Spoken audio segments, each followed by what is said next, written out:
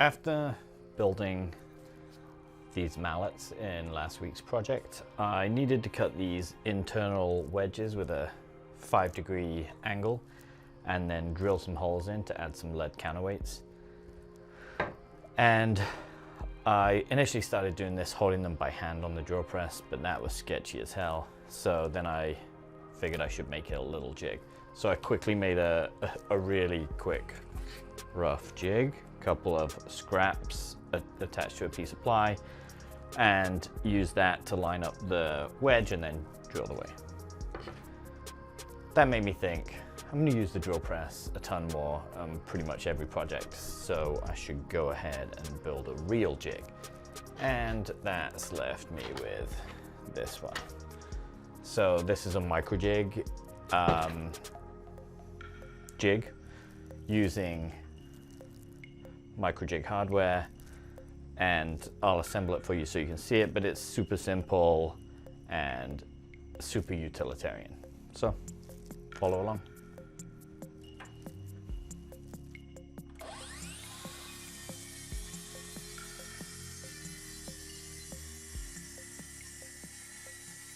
Okay, before I assemble it, let me start with how I built it. I decided to use pre-finished plywood just because it saves a little time on the back end and it really isn't all that much different in price. And it comes with a fairly durable finish. So yeah, seemed like a no-brainer rather than getting unfinished plywood.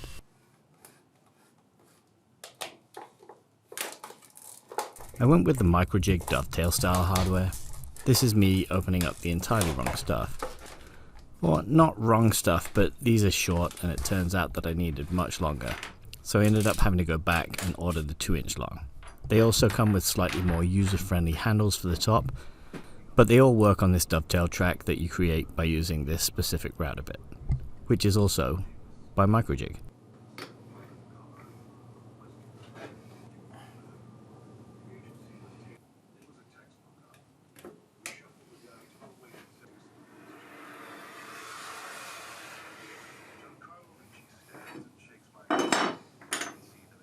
I don't do too many precise measurements. I essentially just use my guide here and line up the bit with some lines that I've put on the board. And all I'm going for are 2 channels widthways and 1 lengthways. And while it's always good to mark your lines out, this is a situation where you don't have to be exactly on the money. Okay, I'm essentially just using the guide here on the router, and I've got my 4-inch dust collector just like clamped to the edge of the bench because dust collection is pretty bad on this little guy. That being said, this seems to work pretty well. I found the key with this kind of bit is to go slow enough, but not too slow that it starts burning. Also, again, these don't have to be perfect. This is a jig, not trying to make the world's best jig, the world's most beautiful jig. It needs to be functional so that I can then use it to make other things. I know in this woodworking world we sometimes get a little carried away with the making the shop furniture as good as our final project, but I'm hoping not to fall into that trap. At least, not yet. Okay, then it's back to the table saw to rip down some walnut stock that I had to make the back fence. I'm going to cut a 45-degree miter and glue the 2 pieces together. Add a couple of supporting blocks and then use some brad nails to pin it back together. Using those little digital gauges is a huge saver here because it's pretty hard just based off of the saw to actually get 45 degrees exactly. And I generally set it to 44.9 because it's always better to have a little gap on the inside than it is on the outside, just for aesthetics at least. So then over to the drill press. Who would have thought you need to use the drill press quite so much to make a jig for the drill press? But I start by countersinking a larger hole one side for the nut to sit, and then I drill all the way through with a smaller piece so that I can put my Micro Jig dovetail slides in.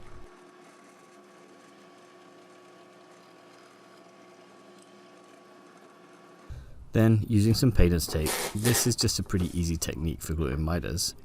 Add a dash of glue and glue that together. And as you can see, I definitely made a few mistakes with the spacing my dovetail bits, given that there's some random countersunk holes in the back of this fence.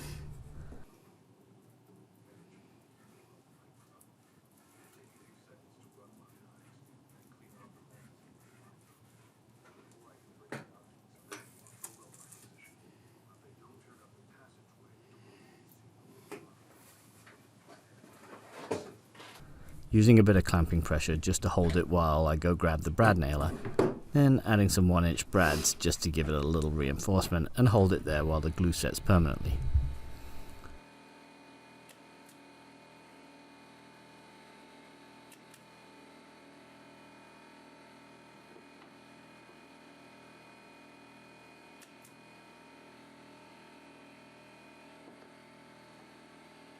I do a little test fit here to make sure that I have all these lined up correctly, and honestly, fits like a glove. Like a normal glove, not an OJ glove.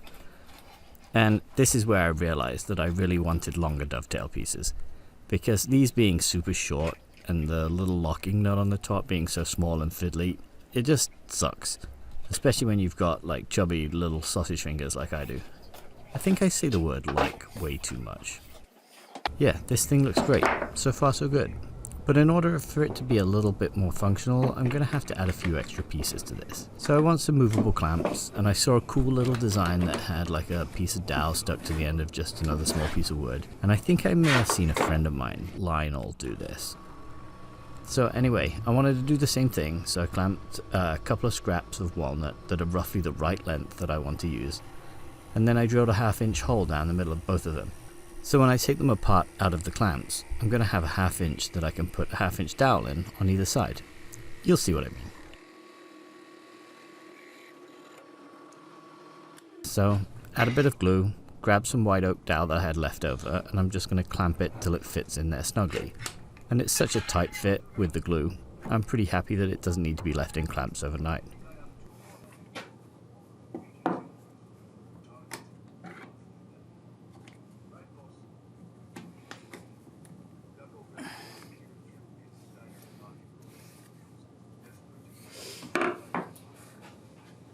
And then, last but not least, on this back fence, I decided I want to rip a nice long dovetail all the way down the front so that I can add a stop block. This was a lot harder than I thought it would be, as you can see from a little bit of smoke that's coming off there. The walnut got stuck in there and it caused my bit to bind slightly.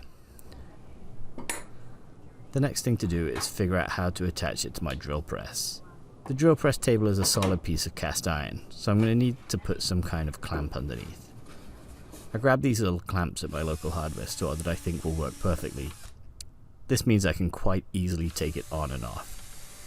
I'm not actually sure what the name of these clamps are, but they're pretty common, like little lever hold down clamps or something, and then yeah, that's about it.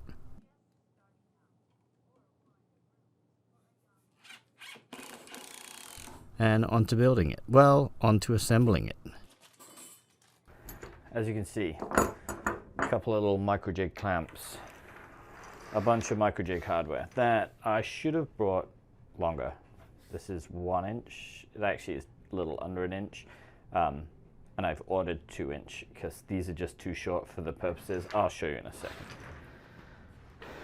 So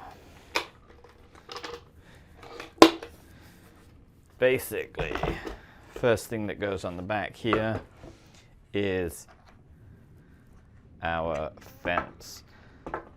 So we'll attach the back fence. These Micro Jig pieces slide in. And then these are super fiddly, and the 2-inch ones, they come with a much more usable, especially for my fingers, much more usable head. So with that secure for now, then we can add our stop on. This is to be able to make repeatable cuts.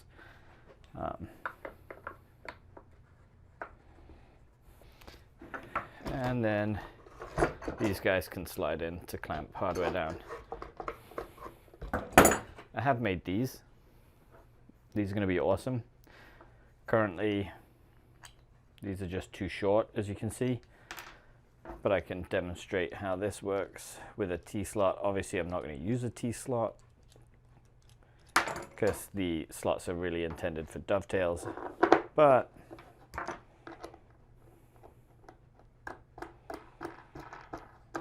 until the other hardware shows up, you can use this, rotate it around to clamp.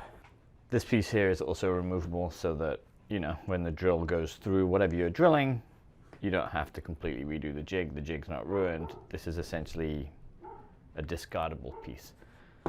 See ya.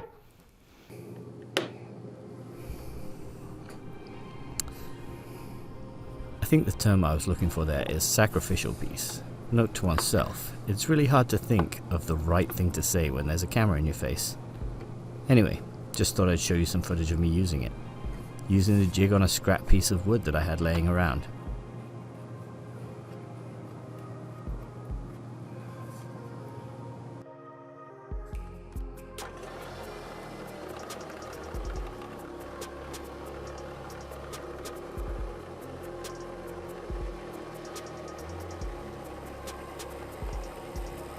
You get the idea. Works great. Until next time, peace.